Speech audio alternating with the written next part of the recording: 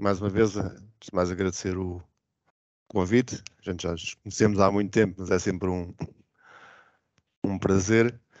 E, portanto, respondendo aqui ao convite que me foi endereçado pela Gerri e pela mão do Rui, acabei por selecionar um trabalho que temos vindo aqui a desenvolver no IGOT. Sei que um pouco agora da caixa, não é? Portanto, não vamos falar de alterações climáticas, mas vamos falar um pouco da avaliação das ligações entre o espaço urbano e os sentimentos humanos. Portanto, como o Rui disse, este é um outro trabalho de uma aluna de doutoramento aqui do IGOT. Ela hoje estará a ter aulas, portanto, cabe-me a mim aqui o papel de apresentar, mas o trabalho é basicamente mais desenvolvido por ela e eu apenas tenho tido o privilégio do acompanhar. Então, portanto, no fundo, o que é que vamos falar aqui um pouco hoje? Como é que podemos tentar avaliar ou determinar a importância dos elementos do ambiente urbano para os sentimentos urbanos, para o sentimento de bem-estar da população urbana, portanto, recorrendo, por exemplo, neste caso, a um conjunto de informação espacial e muito especificamente a dados através das redes sociais. No nosso caso, portanto, já tem havido alguns trabalhos envolvidos neste contexto, portanto, podemos, no fundo, definir o bem-estar como sendo um bem-estar objetivo, em que pode ser medido clinicamente, ou um bem-estar subjetivo que tem a ver com as emoções e com as emoções expressas pelos indivíduos, não é? E dentro deste bem-estar subjetivo temos, digamos que, dividir também o bem-estar em eudemónico ou hedónico, em que o hedónico seria o tal bem-estar que pode ser expresso através dos sentimentos, temos sentimentos positivos ou negativos.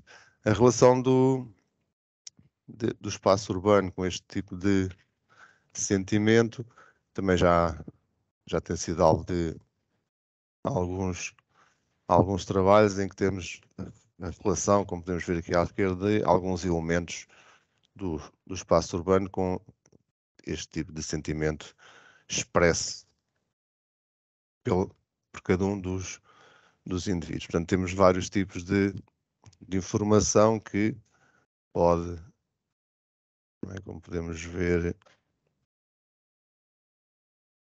aqui, pode ter a ver com questões como a segurança, como a questão da existência de espaços verdes, de infraestruturas públicas, da poluição, do conforto térmico, da poluição, portanto, vários elementos que podem condicionar este tipo de sentimento. No nosso caso, utilizamos um conjunto bastante diverso de informação que poderia, não é, digamos que, justificar ou poderia ser explicativo dos sentimentos expressos pela população e, portanto, fomos desde informação que nos poderia, digamos que, representar a popularidade ou a atratividade de determinados locais na cidade de Lisboa. Portanto, neste caso, o que utilizámos foram dados retirados da rede social Flickr, portanto,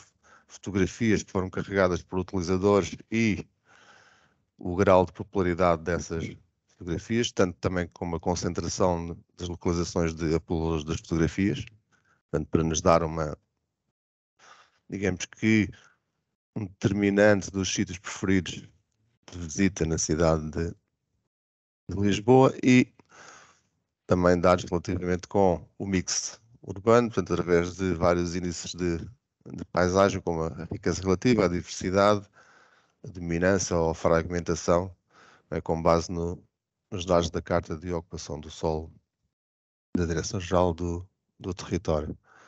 Depois temos outros dados também de grande resolução espacial, como levantamento LIDAR para a cidade de Lisboa com 1 metro de resolução, que nos permitiu, né, determinar as áreas de sol e de sombra ao longo do ano, portanto, durante as estações do ano, durante o dia, para a cidade, e, portanto, permitir verificar os percursos que poderiam estar mais ou menos protegidos da radiação solar, e através de imagens de satélite também de alta resolução, o World View 2, também com 1 metro de resolução espacial, alguns índices, não é, que nos podem dar informação sobre o blueprint, o green print e o grey print, portanto o built-up index, o station index e o water index. E tivemos mais algum tipo de informação, portanto dados da poluição que foram interpelados através das estações meteorológicas da APA, meteorológicas não, peço desculpa, informação sobre o ruído. Este foi uma das poucas informações que não foi tratada por nós, portanto foi utilizado o mapa de ruído disponibilizado pela Câmara Municipal de Lisboa, e depois a proximidade ou a concentração de diversos pontos de interesse, como espaços verdes, ciclovias, portanto, um grande conjunto de informação disponibilizado pela autarquia, dados censitários à subsecção estatística, como, por exemplo, a idade média do edificado, e também, mais uma vez, dados de grande resolução, portanto, dados que foram recolhidos junto à PSP sobre a ocorrência de crime em Lisboa, também separados por dia do ano, por hora, e, portanto, também permitindo uma grande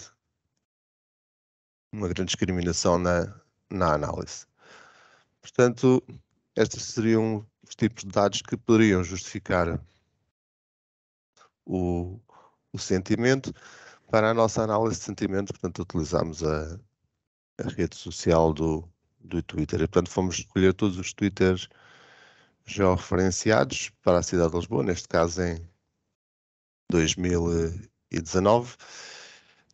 Fomos selecionar todos aqueles que, portanto, já só tinham coordenadas X e Y, que estavam considerados como dados abertos, que tiveram ocorrência dentro do espaço público, portanto, dentro das ruas e não dentro de edifícios, e como queríamos também, basicamente, justificar a ligação entre a população que vive a cidade e o sentimento, optámos neste caso apenas por selecionar aqueles que tinham comentários expressos em língua portuguesa. E, portanto, isto no fim deu-nos um conjunto de 1919 pontos de amostra, não é, que nos poderiam traduzir comentários expressos no Twitter sobre a cidade ou sobre o estado de espírito de cada uma das pessoas que fizeram o upload destes dados. Portanto, esta informação foi depois tratada. Tentámos ver a relação entre estas variáveis explicativas e o sentimento expresso através de modelos de machine learning, que no fundo são modelos que têm demonstrado ser os com maior capacidade explicativa preditiva para estes tipos de análise. Portanto, vamos ver que testámos vários, acabando por depois utilizar o modelo de Random Forest, e mais para a frente, reconhecendo que estes modelos ainda são um pouco conhecidos como modelos de black boxing, portanto têm uma boa capacidade preditiva, mas depois a forma de justificarmos a importância de cada uma das variáveis ainda é um pouco, digamos, entre aspas, obscura. Nesse aspecto ainda temos alguma dificuldade em identificar como os modelos de machine learning dão a prioridade às variáveis. Recorremos a outro tipo de modelos que estão muito em utilização agora, que são os modelos agnósticos, portanto, que são assim designados porque não partem de nenhum pressuposto inicial e que são muito adequados para, digamos que, decompor as variáveis selecionadas pelos modelos de machine learning e identificar a importância de cada uma dessas variáveis. Portanto, como é que começamos a nossa análise, fomos buscar um conjunto de informação, um léxico de palavras que tem a ver com a roda das emoções de Plutchik, que tem a ver uma análise muito utilizada no âmbito da psicologia, em que, de acordo com as palavras expressas pelos utilizadores, portanto, um comentário pode ser considerado em termos de sentimento positivo ou negativo, ou em termos de emoções, com um conjunto bastante grande de classificações, como temos aqui à direita. Portanto, no fundo, cada um mais ou menos, cada uma das frases, cada uma das palavras é classificada como sendo positiva ou negativa, e portanto a soma de todos os positivos ou todos os negativos dá a classificação do nosso comentário. Portanto, para aplicar esta análise de sentimento, portanto, foi utilizado um sílabus do National Research Council do Canadá, que é bastante utilizado, visto que tem a classificação de um grande número de palavras em mais de 30 línguas diferentes, tanto em termos de emoções como de sentimento. Portanto, como em todos os casos, não é? Esta análise não é isenta de críticas, portanto, a utilização destes dicionários de palavras é tida como tendo alguma dificuldade em, por exemplo, lidar com a ironia ou com outros tipos de formas de escrita que podem ser mais complexas, e isso pode também ser resolvido com modelos de machine learning, mas no nosso caso, visto que temos aqui uma grande quantidade de informação em diversas línguas, como a nossa amostra para 2019, neste caso era até bastante pequena para utilizar diretamente aqui modelos de machine learning, optámos por utilizar o léxico de palavras e, no fim, depois de fazer uma avaliação posterior, chegámos à conclusão que o erro associado a expressões que tinham ironia ou que tinham uma negação muito assertiva não era significativo relativamente aos nossos dados. E, portanto, acabámos por ter um conjunto de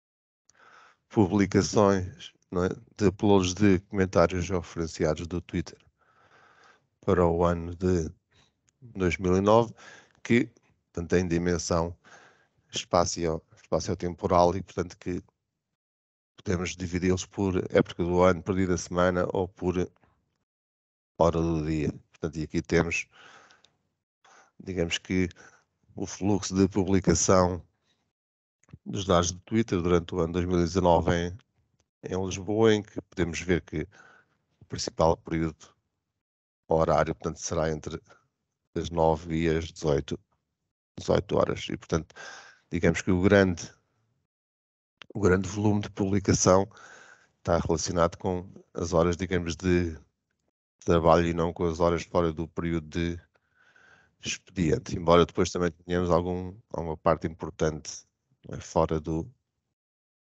período de expediente.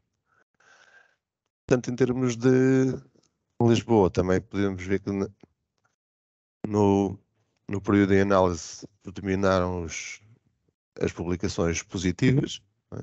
E também por hora do dia, não é? Também predominam os positivos, excepto os das 5 da manhã.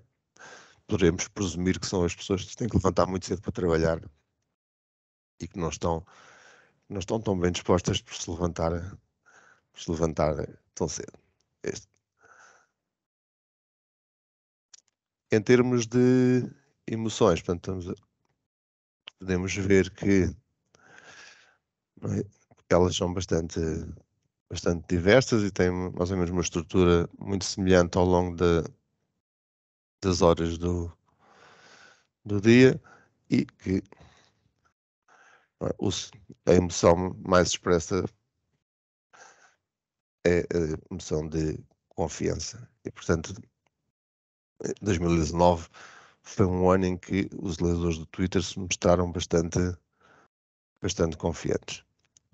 Na análise deste estudo, portanto, o nosso foco centrou-se principalmente no sentimento e, portanto, não tanto nas emoções e, portanto, a nossa análise fundamentou-se mais no sentimento positivo ou negativo. E, portanto, temos aqui um exemplo da densidade de palavras positivas e negativas expressas na cidade de Lisboa.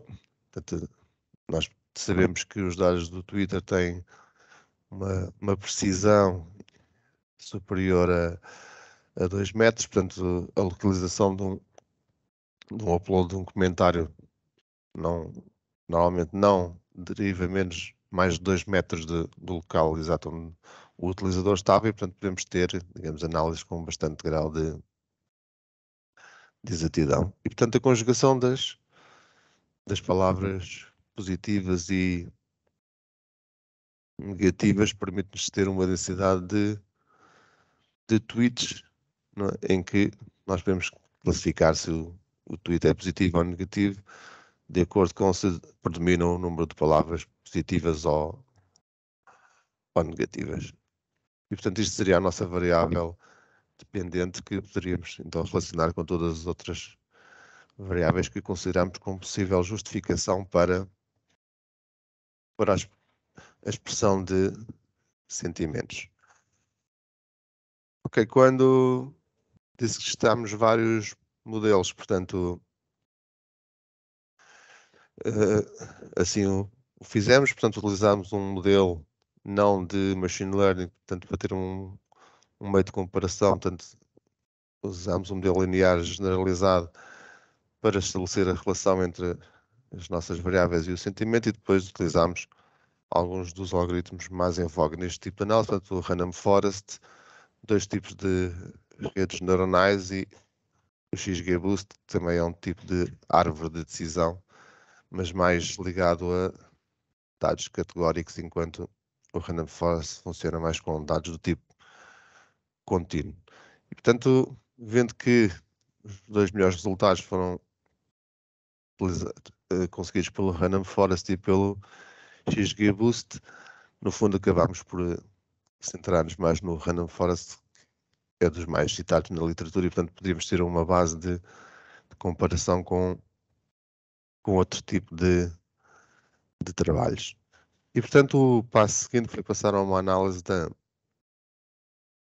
da importância, não é, das variáveis para a nossa análise de sentimento. E fazendo uma análise mais tradicional, não é, no fundo fomos ver como cada variável contribuía para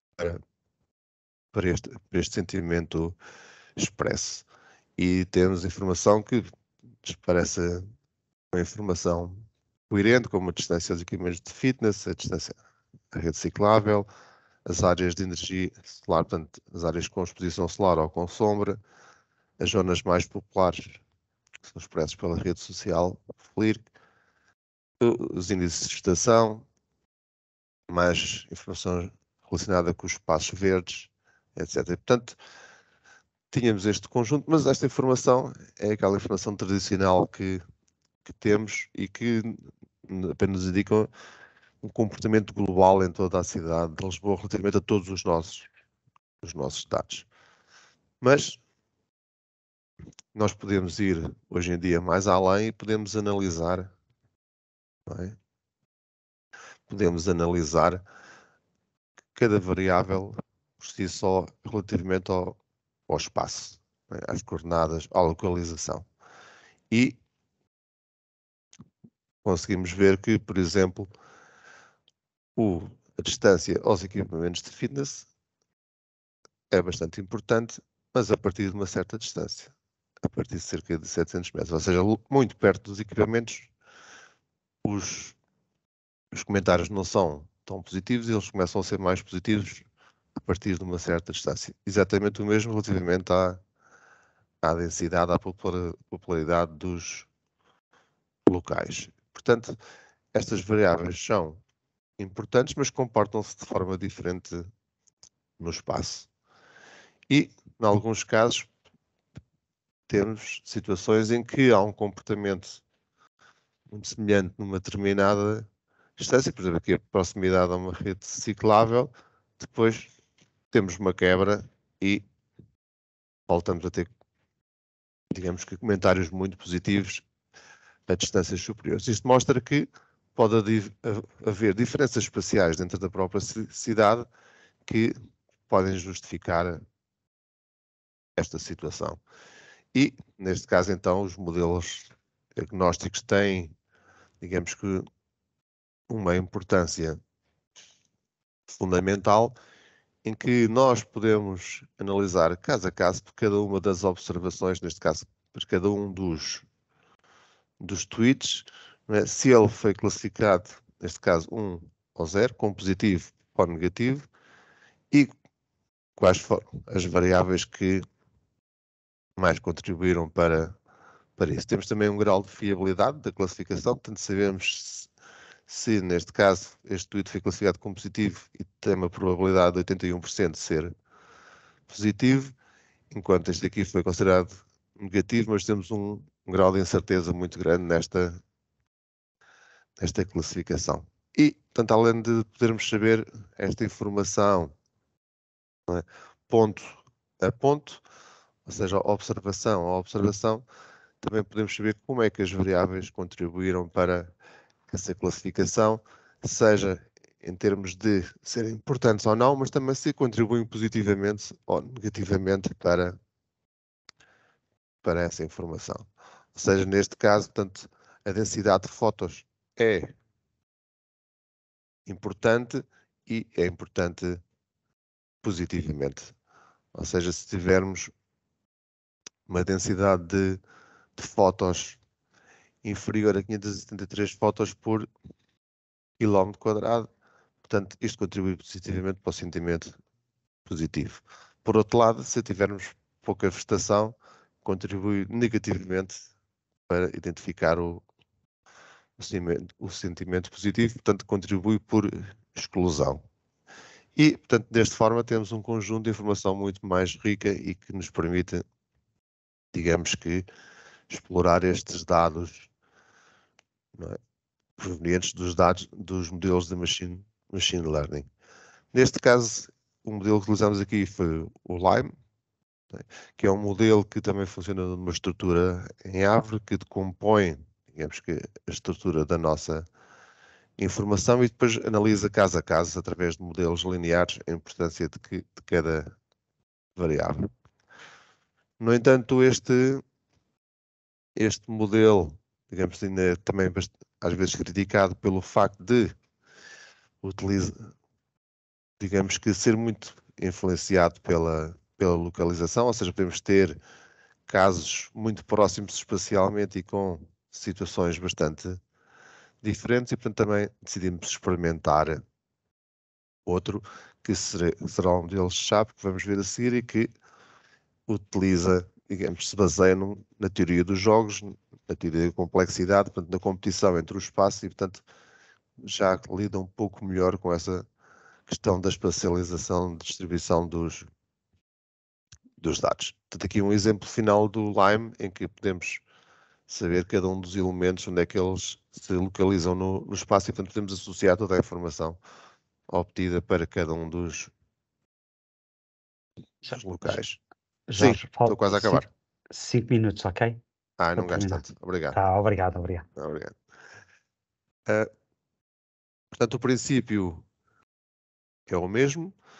Portanto, aqui no modelo Shapley, portanto, podemos ver que as variáveis são as mesmas que identificadas no modelo anterior, mas às vezes com pequenas diferenças. Portanto, este tipo de análise, portanto, já permite que haja uma interação entre a informação das várias observações, portanto, identifica ponto a ponto, mas não como uma unidade independente, mas também considerando a vizinhança.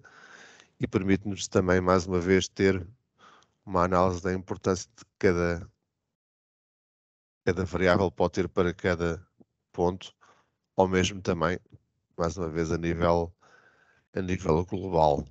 Portanto, podemos ver que a nível global voltamos a ter as mesmas variáveis que são importantes, mas temos algumas que, de acordo com a localização, podem contribuir para justificar, tanto apoiando o sentimento positivo ou negativo, de acordo com a localização. Portanto, pode ser através de discriminação positiva ou discriminação negativa.